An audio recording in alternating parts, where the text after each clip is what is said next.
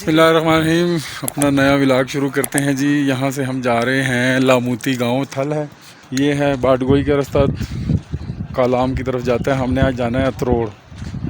रास्ता बड़ा गंदा है, वो तो शुरू से ही नज़र आना शुरू हो गया हमें।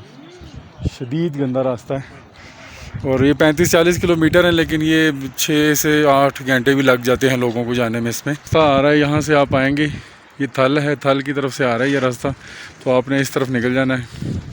और अगर आप आती हैं दरवाज़ों कल मैंने आपको बताया भी था एक व्लॉग में कि वहाँ से बड़ा शॉर्टकट आप जा सकते हैं। अगर आपने जाना है जाज बांडा या कुंड बांडा या कटोरा लेक करने के लिए, तो आप ये बाइक यहाँ से ऊपर आ रही है, यहाँ से वो नीचे से ही आप उस तरफ मुड़ जाते हैं तो आप जाज बांडा जा सकते हैं। अगर वहाँ से आते हैं तो फिर आपको यहाँ से आके राइट होना पड़ेगा।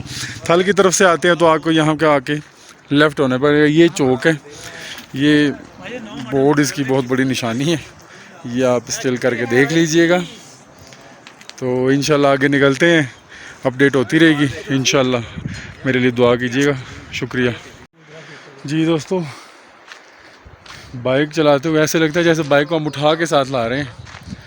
आगे देखें, पीछे तो जहाँ से शुरू ही हुए चढ़ाई नहीं ख़त्म हो रही, तो ये आगे भी चढ़ाई है। तो इसका मसला ये है कि यहाँ पे जाते हैं मोशन टूट जाती है जाके, वहाँ से फिर पहले गियर में करना पड़ता है। पहले गियर के अलावा तो गाड़ी चल ही नहीं रही।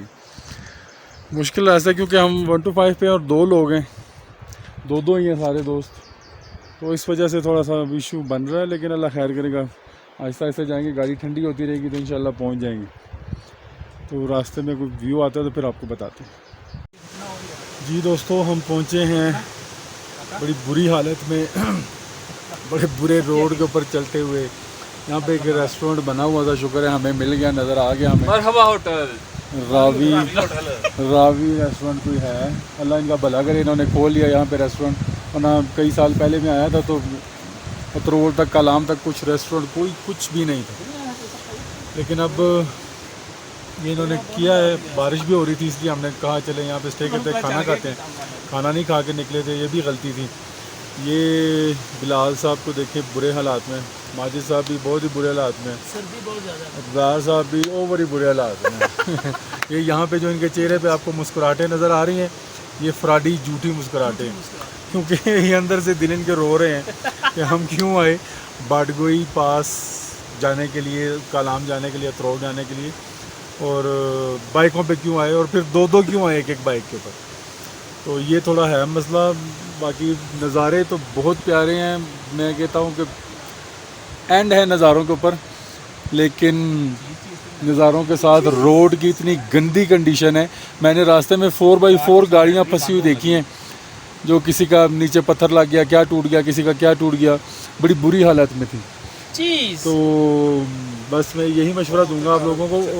मेरी बात भी थी, मैंने कई यूट्यूबरों की देखी थी वीडियो पहले, इसके आने से पहले भी, तो मैंने कहा देखो आजकल रोड कैसा चल रहा है।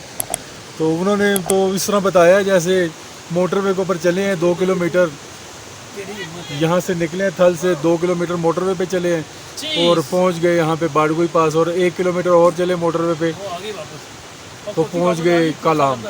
लेकिन वो हालत नहीं है दोस्तों, उनको चाहिए कि सच बताएं। मैं आपसे कह रहा हूँ, हमारी तौबा हो गई।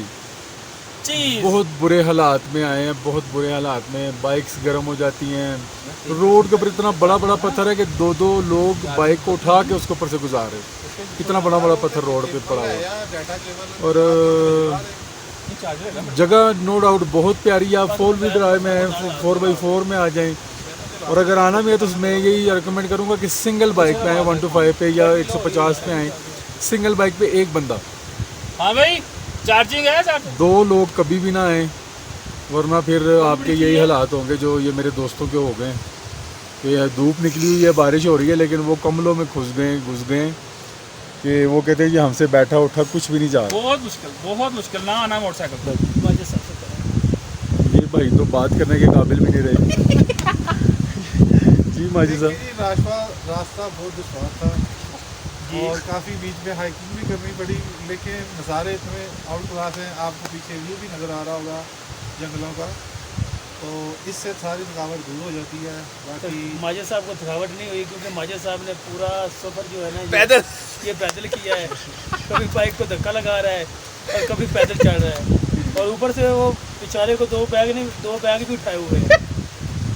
तो माजिद साहब का एक और बड़ा मसला है, जिस जगह पे हम खड़े होते हैं वहाँ पे माजिद साहब एक सिगरेट निकाल लेते हैं और साइड पे बैठ जाते हैं। हाँ जी, माजिद साहब बाइकर कम और पानी कहाँ लग रहे हैं। माजिद साहब पहले तो ठीक थे, अभी कुछ दिन हुए हैं मैं देख रहा हूँ कि चैन स्मोकर बनते जा रहे हैं। तो अपने भाई को भी हम मशवरा देंगे कि स्मोकिंग को तर्क ही कर दें, चैन स्मोकिंग का थोड़ी क्या ज़्यादा का पिए ही ना, तर्क ही कर दें। लेकिन अभी तक तो हमारी बात नहीं मान रहे, अभी तक तो जहाँ पे इनको सांस चलती है ये सिगरेट लगा लेते हैं।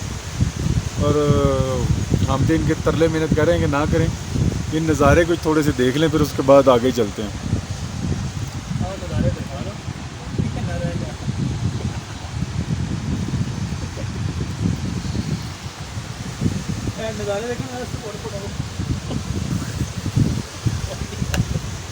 ये नज़ारे हैं जी। खाना हमने कहा है उनको, उनके पास कुछ भी नहीं है, सिर्फ दाल माश थी और रोटी। वो कहते हैं हम आपको बना देते हैं। हमने कहा आपकी मेहरबानी, हमें यही कर दे, कुछ तो दो खाने के लिए। तो उन्होंने कहा जी दाल माश दे देते, हमने अपने लिए बनाई थी, चलो आपको बना देते हैं। नाश्ता किया, उसके बाद जो है वो रोटियां भी और चाय कह रहे हैं हम बना देंगे।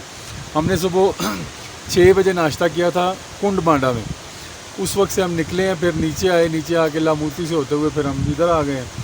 तो अब देखें इंशाल्लाह, दुआ करें अल्लाह खैर से पहुँचाए, क्योंकि बारिश भी हो रही है। मैं तो चाह रहा था बारिश ना हो, क्योंकि रोड बहुत गंदा है और ये और स्लिपरी हो जाता है उसमें।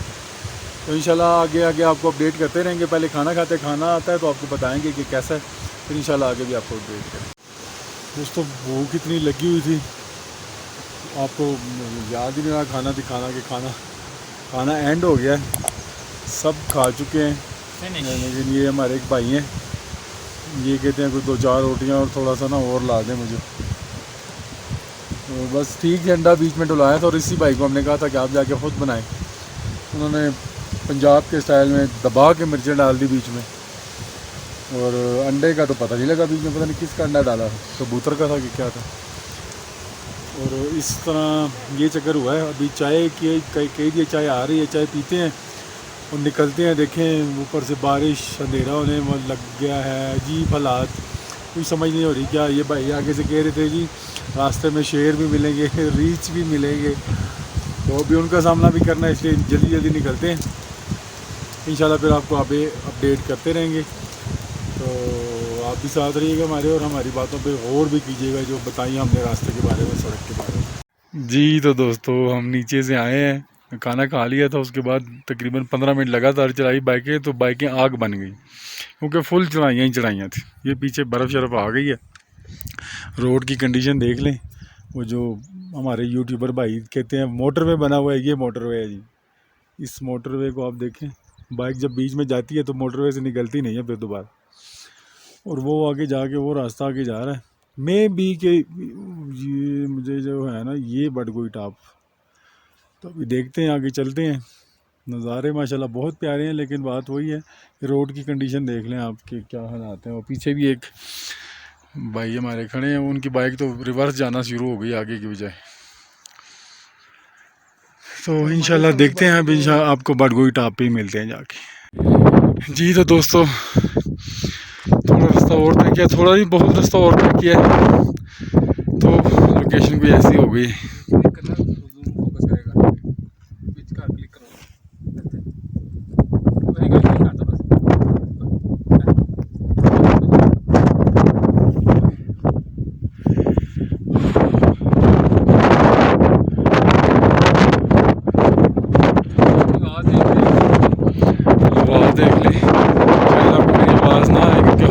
तेज़ चल रही है इस तरह से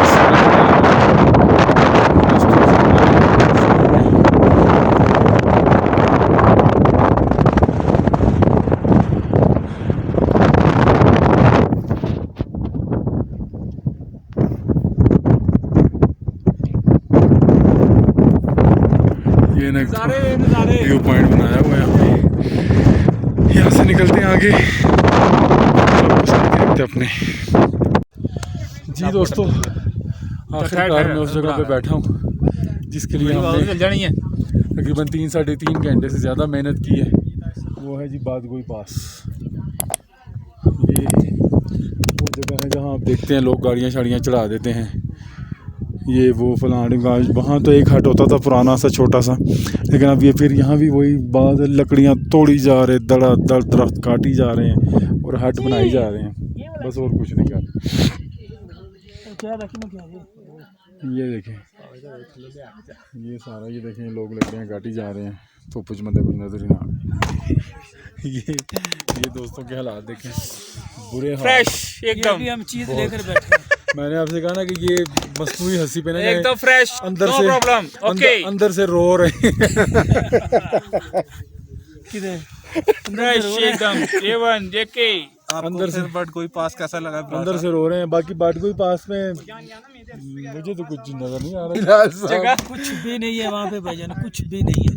आपने 4 घंटे बस मेहनत की। मुसीबत है और कुछ भी नहीं है। नहीं बहुत बड़ा पॉइंट माशाल्लाह। पॉइंट तो है, आखिर ग्रीनरी है, लोकेशन है, वहाँ पीछे बर्फ पड़ी हुई है, आंखों में ना हमारी धूप आ रही है, इसलिए पीछे बर्फ वगैरह पड़ी हुई है, लश ग्रीन है हर तरफ, लश ग्रीन जिसको कहते हैं। लेकिन ये है कि ये वॉशरूम में कौन आज है? है, आज शायद ट्यूसडे, इस वजह से रश नहीं है ज़्यादा। हमारी 2 बाइकें बस खड़ी हैं और बाकी ना कोई गाड़ी, ना कोई बाइक, ना कोई बंदा, ना बंदे की ज़ात, सिर्फ ये शॉपकीपर ही खड़े हैं अपने, जो 2 बंदे ऐसे होते हैं।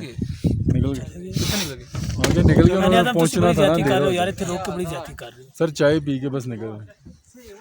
ये थे हालात जी बाटगोई पास के। हम ज़्यादा नहीं रुक रहे इसलिए कि अंधेरा हो जाएगा, हमें अतरोड़ जाते जाते। आज इंशाल्लाह हमने अतरोड़ पहुंचना है, तो इंशाल्लाह बाकी बातें अब अतरोड़ पहुंच के आपसे इंशाल्लाह होंगी।